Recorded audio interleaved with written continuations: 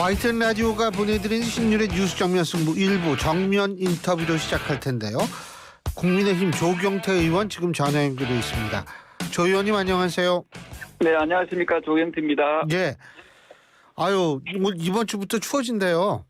네, 우리 청취자 여러분 건강 유의하시고요. 항상 올해도 새해 복 많이 받으시기 바랍니다. 아, 예. 새해 복, 진짜 우리 국민 복 많이 필요합니다. 예. 이 복이 좀 많이 와야 될 텐데 말이에요. 예. 자, 일단은 제가 좀 여쭤보고 싶은 게 어제 44명의 국민의힘 의원들이 한남동 대통령 관저에 갔지 않았습니까? 근데 네네. 우리 조경태 의원님은 안 가신 것 같아요. 왜 안 가셨어요? 사실은 우리 국회의원은 우리 선량한 국민들 그리고 대한민국 국민들의 안전과 생명을 또 지켜내고 예. 또 봉사하는 그런 자리라고 저는 생각을 하거든요. 예. 근데 위헌적인 비상계엄을 한 대통령을 지키는 듯한 그런 모습은 매우 부적절하게 보이거든요. 예. 그래서 우리 국회의원은 국민의 대표자지 대통령을 위한 그런 자리는 아니지 않겠습니까? 예. 그래서 저는 그런 부분에서 우리 국민들께서 상당히 좀 이러한 행위에 대해서 좀 실망하지 않았겠느냐 이렇게 보고 있습니다. 근데 거기 가신 분들은 왜 가셨을 거라고 보세요?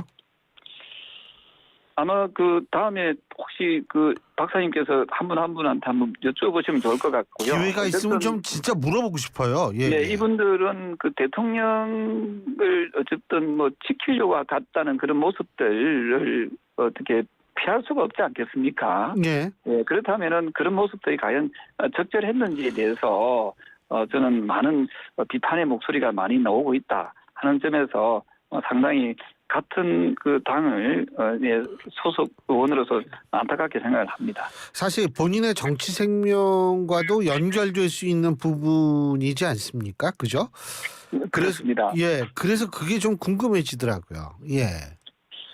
그래서 지금 저희가 이렇게 쭉 당의 사항들을 좀 보면은 비상계엄에 대해서 의원들께서 이 심각성을 잘 이해를 못하는 분들도 많이 있는 것 같아요. 그래서 이 부분이 비상계엄이 위헌적인지 아닌지조차도 이걸 잘 해석하지 못하고 인식하지 못하다 보니까 그러한 행동들이 나왔다고 보고 있고요. 예. 잘 아시다시피 비상계엄의 행위가 상당히 위헌적이었습니다. 전 국민들이 다 보고 있었고 또 전 세계인들이 보는 그런 상황에서 계엄군, 즉 군인들이 군홧발로 유리창을 깨고 들어가서 국회를 침략하지 않았습니까? 예. 국회를 들어오는 그 사건만 놓고 봐도 이거는 대단히 유감스러운 그런 위헌적인 그런 행위였는데 이 부분을 제대로 이해를 하지 못한다는 것은 너무도 마음 아픈 일이고요. 예. 어제 미국의 미 국무부 장관 블링컨 예. 장관이 우리나라에 왔죠. 예, 왔다가 갔습니다. 그 국회에서도 1시간 가량 같이 저희들 이야기를 나눴습니다만은 미국에서조차도 이 비상계엄을 어떻게 보느냐 하면은 40년 이상 쌓아온 대한민국의 민주주의에 대한 정면 도전이다라는 표현을 했거든요. 예. 도전 행위라고 표현했거든요. 그래서 비상계엄은 우리나라에서는 절대로 있어서는 안 되는 자유 대한민국을 지향하는 국가에서는 발생해서는 안 되는 행위가 지금 발생한 거 아닙니까? 예. 그렇다면 이 부분에 대해서 이 엄중함을 우리 의원들이 제대로 이해를 해야 됨에도 불구하고 이해를 하지 못하는 그런 부분이 참으로 답답하고 안타까울 따름입니다. 혹시 말이에요. 제가 요 여론조사 개요는 나중에 말씀을 드릴 텐데 어제 있었던 에너지경제신문의 의뢰로 리얼미터가 실시한 여론조사 34% 국민의힘이 넘게 나왔어요. 그리고 그 이전에 이 아시아투데이가 한국 여론평판연구소에 의뢰해서 한 여론조사는 윤석열 대통령 지지율이 40%가 나왔다는 그런 게 있지 않습니까?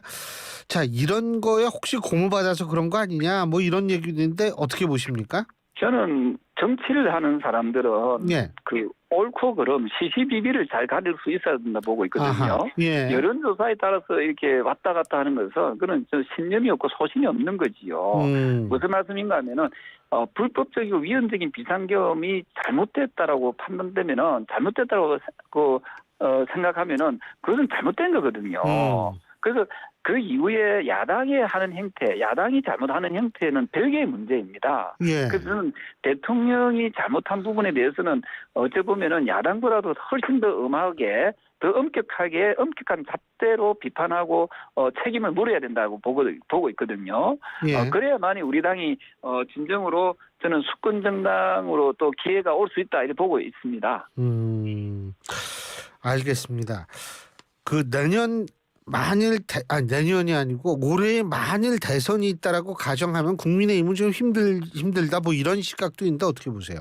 그렇습니다. 지금처럼 우리 당의 스탠스가 예. 비상계엄을 옹호한 대통령을 옹호하는 그런 정당의 이미지로 가서는 절대로 이길 수가 없지요. 왜냐하면은 중도층에서 85%가 대통령을 탄핵하라고 하거든요. 예. 결국은 우리가 선거라는 것은 중도층을 얼마나 많이 흡수하느냐지 않습니까? 예. 우리 그 소수의 20-30%만 가지고 어떻게 선거를 이길 수가 있겠습니까? 예. 저는 비상계엄은 저는 우리 국민들께서 절대로 용납할 수가 없는 그런 행위라고 저는 보고 있기 때문에 지금의 우리 당의 스탠스를 가지고는 저는 조기 대선의 어떤 결과는 상당히 어려워질 수밖에 없다. 저는 그렇게 봅니다. 알겠습니다. 그리고 지금 공수처도 아주 이 혼란에 기여를 하고 있어요. 아시죠? 네. 이 영장 집행 권한을 경찰에 준다 그랬다가 또 철회한다 그랬다가 예? 그리고 또 오늘은 뭐 마지막이란 각오로 2차 영장 집행을 제대로 하겠다 이러고 있는데 이거 어떻게 보세요? 저는 그 공수처의 그런 입장도 충분히 이해가 되고요. 예. 다만 이제 법원에서 체포영장을 발부했지 않습니까? 예. 그러면 그 국법에 따라서 체포영장을 집행하는 과정에서 예. 문제는 대통령과 경호처거든요. 예. 경호처가 이걸 과잉으로 막아서는 안 된다 생각합니다.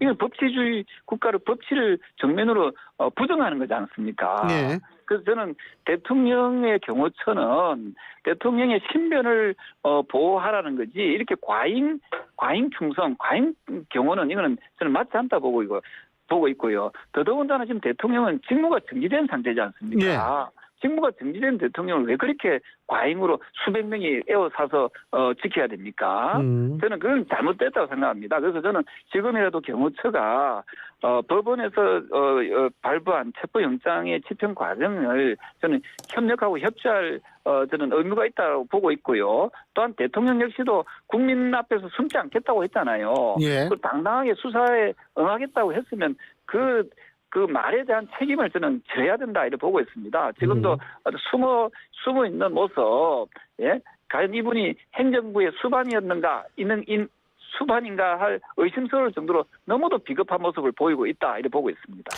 지금 그 말씀하시니까 그 최상목 권한대행이 실제로 이 경호처라든지 이런 데 아무런 조치를 취하지 않았다. 그리고 오히려 경호 인력이라고 얘기할 수 있는 군과 경찰에 역시 지원을 좀 하라는 그런 협력을 하라는 지시를 내렸다. 뭐 이러는데 거부했다. 이런 보도 있잖아요. 네네. 지금 이거 어떻게 보세요? 민주당에서 뭐 직무유기다 뭐 이런 혐의로 고발하기로 한 모양인데 어떻게 보세요? 민주당에서도 과유불급이라는 말이 있잖아요. 예. 민주당에서도 너무 옥죄듯이 하는 것은 오히려 반감만 살 거라고 보고 있고요. 공수처는 독립적인 기관이지 않습니까? 예. 대통령 대행이라 해가지고 이래라 저래라 할 수가 없어요. 예. 그리고 지금 잘못한 쪽은 어디냐면 대통령과 그리고 그 경호처지 않습니까? 예. 거기에서 너무 법원에서의 그 체포영장, 국법에 따라서 체포영장을 집행하는 과정에서 협력이 이루어지지 않는 그 사람들이 문제지. 최상목 대행을 그런 대행을 자꾸 몰아붙이는 모습은 가히 보기도 좋지 않고요. 예. 그래서 좀 민주당이 좀 과한 모습이다. 저는 그래 봅니다. 뭐 탄핵까지 갈 거라고 보세요? 저는 만약에 최상목 권한대행까지 탄핵을 한다면 저것도 반대할 거고요. 예. 그렇게 되면은 저는 오히려 민주당에 크다는 시련과 역풍이 불 것이고, 그리고 잘못한 위헌적인 비상계엄을 행한 대통령에 대해서 어찌 보면은 더 옹호하는 세력이 늘어나게 만드는 그런 악순환을 저는 반복할 수도 있다 이런 생각을 탄핵을 하거든요. 하면 그러니까 더 늘어난다 이 말씀이시죠? 저는 이번에 하게 되면은 30번째 탄핵인가 그렇지 않습니까? 예. 이제 더 이상 그 탄핵당의 이미지, 탄핵을 시키는 정당의 이미지를 벗어나야 된다. 민주당의 그 묻지 말식 그 탄핵으로서 국민들이 더욱더 고통을 받게 해서는 안 되고요. 야당 역시도 수권 정당의 경험이 있는 정당이지 않습니까? 예. 지금부터는 어떤 그 경제 문제, 민생 문제, 외교 문제, 안보, 국방, 외교, 안보 문제에 대해서 좀 더 집중해서 국민들이 좀 더 안정을 찾을 수 있도록 국정 안정을 찾는데 제1야당으로서의 모습을 보이는 것이 좋겠다 이런 생각을 합니다. 예. 자, 그리고 지금 하여간 이 쌍특검 문제요. 쌍특검 문제가 지금 국민의힘 쪽에서는 아마 이 쌍특검 부결 거부권 이쪽으로 좀 기울어지는 모양인데요.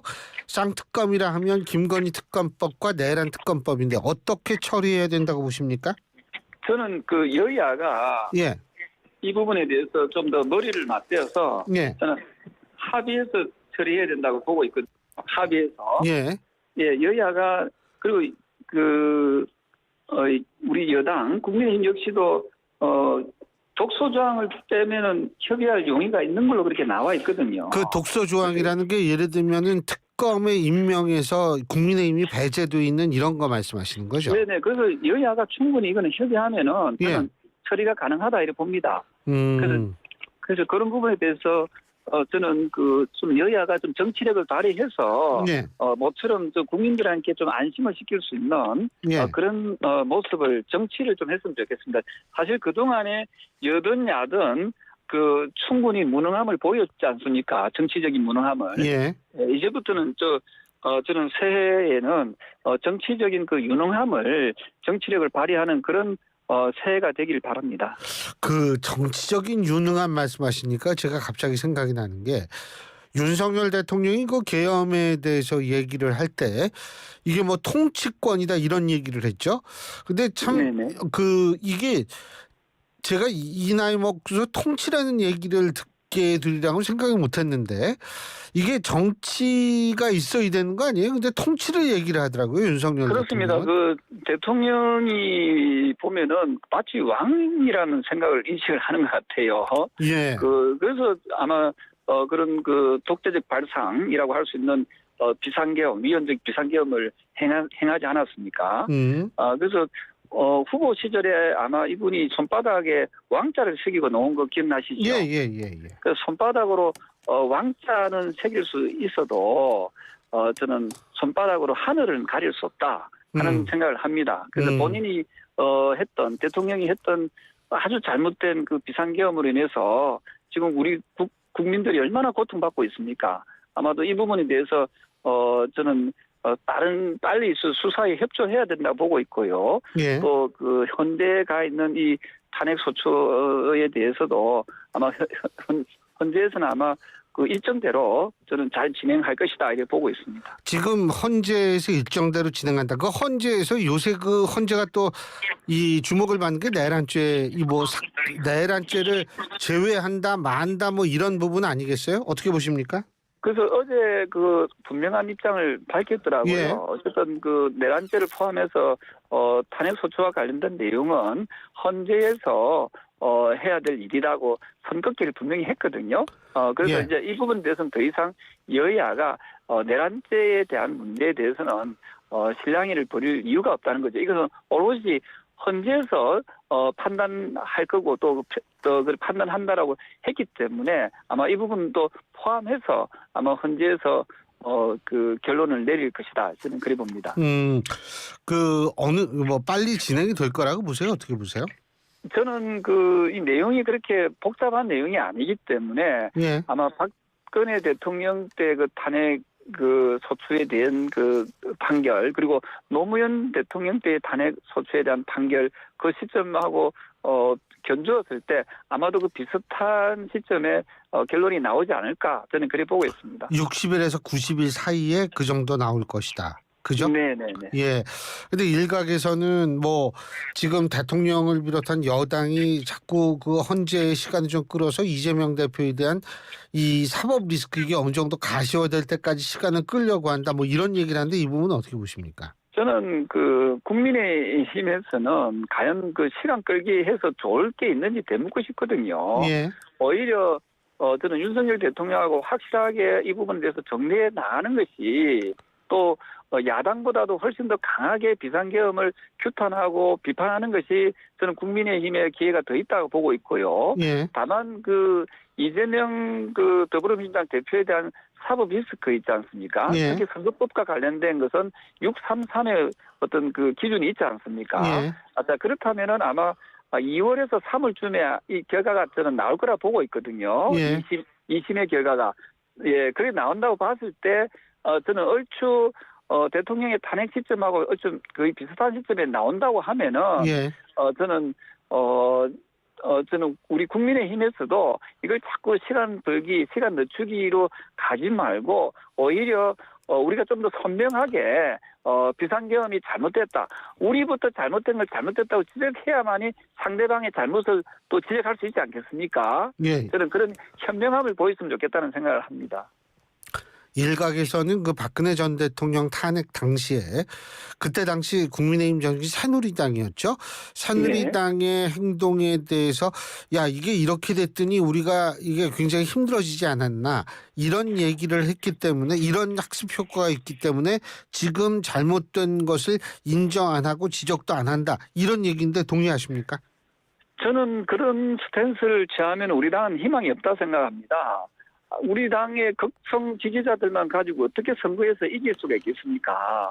그리고 선거에서 이기려면은 중도층에 있는 중도 성향에 있는 유권자들을 어쨌든 지지를 많이 획득해야 되지 않습니까?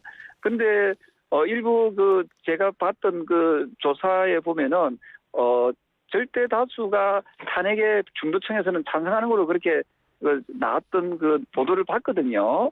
예, 그렇다면은 우리 당이 가야 될 방향은 어쨌든 많은 국민들이 바라고 있는 그 방향성으로 가야만이 미래가 있고 희망이 있지. 일부 20, 30%의 지지만 가지고는 저는 우리 당은 어떤 선거든 치르든 승리를 보장받을 수 없다. 저는 그렇게 봅니다. 박근혜 전 대통령 탄핵 사유와 또 윤 대통령 탄핵 사유가 좀 다르잖아요. 많이 다릅니다. 그때는 성격이. 사실 개인에 대한 게이트에 의한 그 발생한 그런 성격이 있고요. 이번에는 보면은 비상계엄이라는 것은 모든 국민들이 많은 국민들이 봤고 또 전 세계인들이 봤던 그런 내용입니다. 예. 따라서 이 내용을 우리가 자꾸 없던 것처럼 별일이 아닌 것처럼 이렇게 치부해 나간다면은 과연 국민들께서 우리 당을 어떻게 보겠습니까? 그래서 저는 이 부분에 대해서는 박근혜 대통령 때의 그 탄핵의 어떤 분위기와 지금 그 비상계엄으로 인한 탄핵의 분위기는 저는 판이하게 다를 수밖에 없고 저는 이 부분을 더욱더 엄정하게 우리는 봐야 된다 이렇게 생각합니다. 그리고 그 아까 내란죄 우리가 좀 전에 얘기를 했는데 윤 대통령 측은 내란죄 철회는 탄핵 소추 사유의 중대한 변경에 해당되니까 이 탄핵 이거 각하해야 한다 이렇게 얘기를 했습니다. 그거는 좀 아마 어제 내용을 보지 못해서 그런 표현이 나오는지 모르지만 어제 분명히 헌재에서 내란죄의 부분까지 다 포함해서 헌재에서 판단할 문제라고 했지 않습니까? 예. 그렇다면은 이 문제에 대한 시비거리는 이제 사라진 거거든요. 어쨌든 그 부분도 포함해서 헌재에서 결론을 내리기로 했기 때문에 헌재의 판결을 우리가 좀 기다릴 수밖에 없고 또 헌재의 판단을 또 존중해야 된다 그런 입장입니다. 예. 자, 그리고 내란죄에 관련된 수사도 지금 계속 진행 중 아니겠습니까? 그죠? 네네네네. 이거는 근데 뭐 이 시간이 좀 걸릴 거라고 그러더라고요. 이 형사소송 관련해서는요. 그렇습니다. 우리나라는 또 1심, 2심, 3심이 있지 않습니까? 그렇죠. 그래서 그때까지 가려면 시간이 한참 걸릴 수 있는 그런 사안이라고 보고 있고요. 예. 다만 이 탄핵에 대한 판결은 저는 그보다는 훨씬 더 빠르게 어쨌든 길어야 6개월 안에는 끝내야 되니까 아까 말씀드린 대로 박근혜 대통령 때 또는 노무현 대통령 때의 시점과 그 네. 유사하게 저는 나오지 않을까 저는 그렇게 보고 있습니다. 오늘 그 한동훈 대표의 목격담이 다시 이제 그 기사로 올라오기 시작했는데 어떻게 가끔 연락하세요? 네네, 가끔 뭐 연락을 좀 주고받고 있습니다. 네. 예. 그 정치 재개는 하시는 거 아니에요? 한동훈 대표? 아직까지는 그 좀 더 뭐 지켜봐야 될 것 같고요. 어쨌든 뭐 지금은 조금 더 간망하는 그런 예. 흐름으로 이어지지 않을까 이렇게 저는 조심스럽게 그렇게 전망하고 있고요. 어쨌든 한동훈 대표에 대한 국민적인 그런 열망이 예. 좀 더 끌어오를 때 아마 등판하는 것도 나쁘지 않겠다. 저는 그런 생각을 하고 있습니다. 근데 그 좀 끌어올릴 때가 예를 들면 어떤 때가 좀 끌어올릴까요? 제가 이 표현을 좀 하기 좀 합니다만은 예. 어쨌든 이 보수가 어쨌든 좀 더 희망을 가지기 위해서는 앞서 말씀드렸던 대로 비상계엄에 대한 단호함이 있어야 되는데 예. 비상계엄에 대해서 잘못된 건 잘못했다라고 할 수 있는 인물이 그렇게 많지 않지 않습니까? 예. 그렇다면은 그런 어떤 합리적이고 좀 더 개혁적인 그런 인물이 중에 한 분이 저는 한동훈 대표라고 보고 있고요. 그리고 이 부분에 대해서 좀 더 보수 진영에서 좀 제대로 재평가가 이루어진다면은 그 시점이 되지 않을까 저는 그렇게 보고 있습니다. 그게 이제 만일 뭐 조기 대선이 이루어진다고 가정한다면 그게 6월이 될지 5월이 될지 7월이 될지 모르겠습니다만 그 이전에 윤 대통령의 탄핵이 결정이 된다라고 가정을 했을 때 조기 대선 아니에요, 그죠? 그러면 그렇습니다. 탄핵이 인용이 된다라고 했을 땐 그때는 좀 끌어올릴까요? 어떻게 보세요? 저는 그런 가능성은 충분히 있다 이렇게 보고 있고요. 예. 어쨌든 여러 좋은 후보들 경쟁하는 후보들이 많이 계시기 때문에 저는 그런 후보들과 좀 선의의 경쟁을 통해서 저는 우리 쪽 진영에서 어쨌든 국민들한테 희망을 줄 수 있는 그런 후보들이 많이 나오기를 바라고요. 그러기 위해서는 위헌적이라고 보고 있는 이 비상계엄, 국민들의 분노가 아직 가시지 않은 이 비상계엄에 대해서 입장들이 좀 더 명확한 그런 정당이 돼야 되고 또 그런 후보여야 되지 않겠나 하는 생각을 하고 있습니다. 근데 지금 좀 여론조사 이렇게 보면 좀 지지율이 높은 편은 높은 후보가 없더라고요. 이게 아무래도 계엄 영향력 때문이겠죠. 국민의힘 그렇습니다. 후보들. 예. 그렇습니다. 지금 비상계엄이고 또 대통령이 또 우리 당의 지금 제1호 당원이지 않습니까? 예. 어떤 탄핵이 된 이런 상황이기 때문에 우리 후보들이 국민적 지지가 지금은 높지 않을 거라 보고 있고요. 그래서 제가 누누이 강조했던 게 뭐냐면 우리 당을 살릴 수 있는 길은 어쨌든 대통령과 우리 당을 빨리 분리해야 된다. 예. 그리고 우리 당이 민주당보다 훨씬 더 강한 톤으로 비상계엄에 대해서 비판하고 규탄해야 된다라고 이야기를 하고 있습니다. 답이 있는데 왜 답을 찾아가지 않으려고 하는지 저는 참 답답할 노릇입니다. 알겠습니다. 조 의원님 오늘 좋은 말씀 많이 해주셨습니다. 오늘 말씀 잘 들었습니다. 고맙습니다. 네, 감사합니다. 예, 지금까지 국민의힘 조경태 의원이었고요. 자, 저희가 아까 말씀드린 여론조사 개요 잠깐 말씀드리겠습니다. 에너지경제신문이 리얼미터에 의뢰해서요. 1월 2일과 3일 전국 18세 이상 유권자 1,001명을 대상으로 한 ARS 방식의 여론조사, 그리고 아시아투데이가 한국평판연구소에 의뢰한 지난 1월 3일부터 4일 전국 18세 이상 1,000명에게 조사한 ARS 방식의 여론조사임을 말씀을 드리고요. 두 여론조사 모두 중앙선거 여론조사 심의위원회 홈페이지를 참조하시면 됩니다. 그리고 이 조경태 의원께서 말씀하신 여론조사 그 부분은 제가 2부에서 제가 말씀을 드리겠습니다.